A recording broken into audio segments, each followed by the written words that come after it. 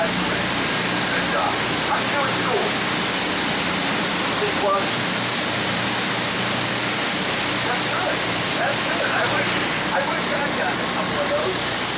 Anyway, if you turn around one point here, you're actually entering the third largest seaport of harbor on the entire planet. Third in line behind only Acapulco and Sao Paulo. We're in the time of the Civil War, leading up to the Civil War, there were hundreds and hundreds of commercial fishing vessels in here, commercial whaling vessels in here, loaded with wharves in town. Long Point was lined with houses.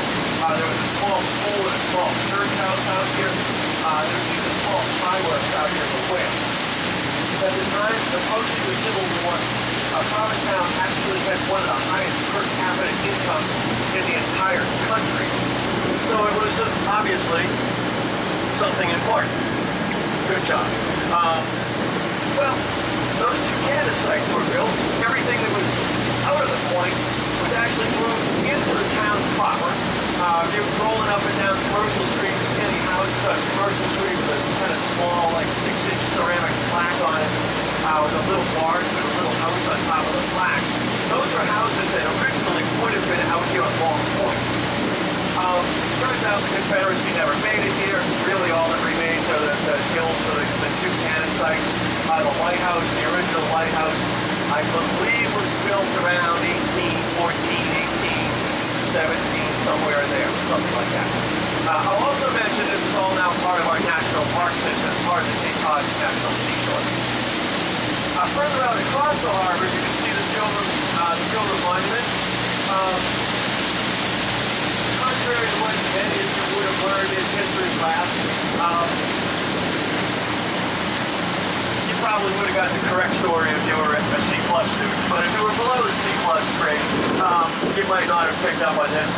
Plymouth is not, Plymouth is not. They were able to Western Europe, Texas, they had some navigation arrangements. They ended up down on the southeast border of Cape Cod. Here they needed to get further south, but they made landfall, so they took a left, started to head south. They had some water problems off the Nantucket Shoal, to the east of Nantucket. Turned around, came back up north, and ended up in the harbor here for a little shy of a month and a half. They had some really cool things going on while they were here. They drew up the big Mayflower compact, widely believed to be an important precursor of the American Constitution about a century and a half later.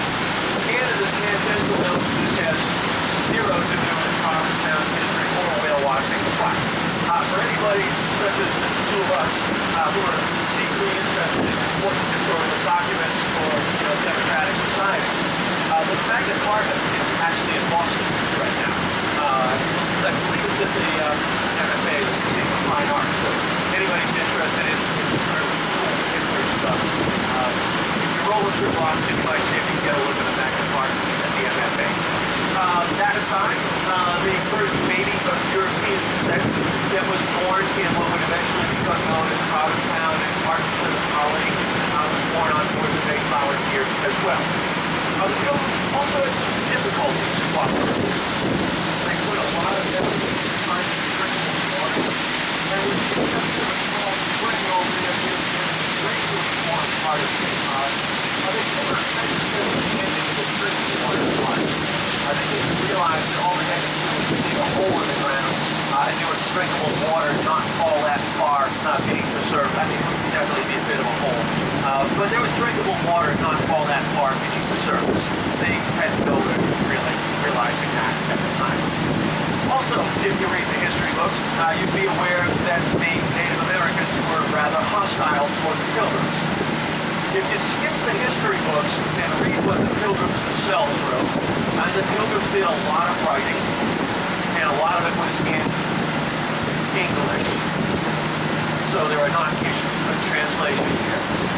If you read what the folks on board the Mayflower themselves wrote, it becomes very apparent very quickly that the Native Americans had a lot of very, very good reasons to be hostile.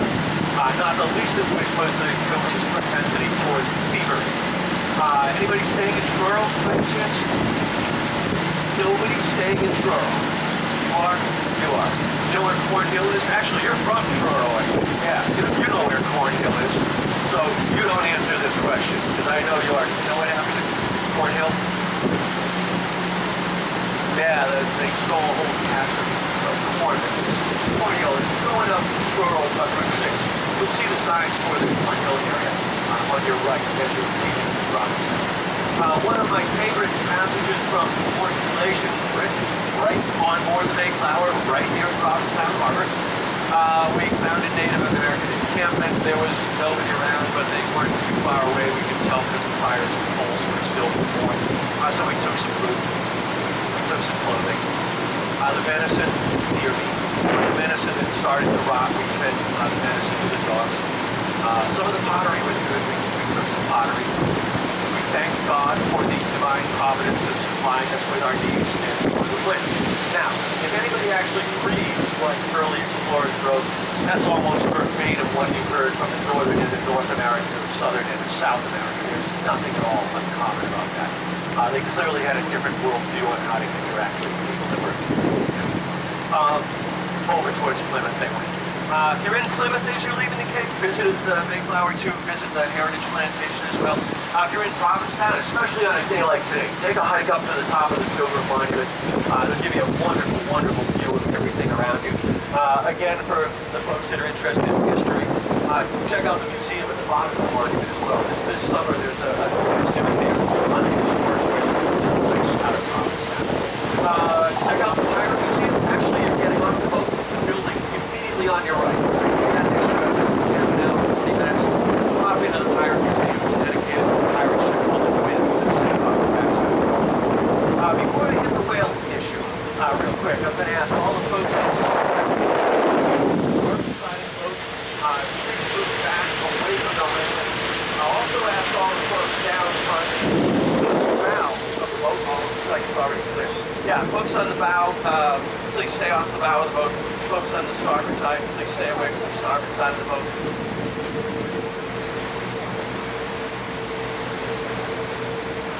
In regards to whales, obviously we had to do some traveling today, but some pretty nice looks. I'm going to have to keep this kind of quick because I picked up the mic kind of late. But some nice looks. Does not always work out that way. Folks that have been out whale watching before will certainly let you know.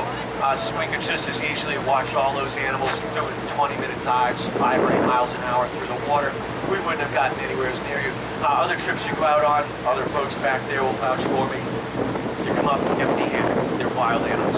Commercial whalers are aware of that for centuries as well. Commercial whaling has gone on for about 1,000 years. We're up the first 850 of which nobody really even thought about hunting humpback whales, simply because they couldn't catch up with them to kill them. That all changed beginning in the late 1800s, not all that long after the publication of Herman Melville's The Whale, better known as Moby Dick.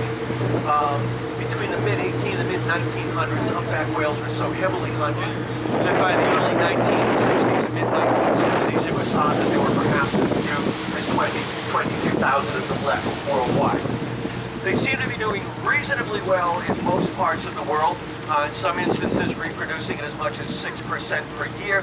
That percentage kind of unnaturally high, only because the numbers are so unnaturally low. Healthier populations, we'd expect that percentage rate to be a little more akin to about 3% per year. Depending on whose estimates you listen to these days, 15,000 in the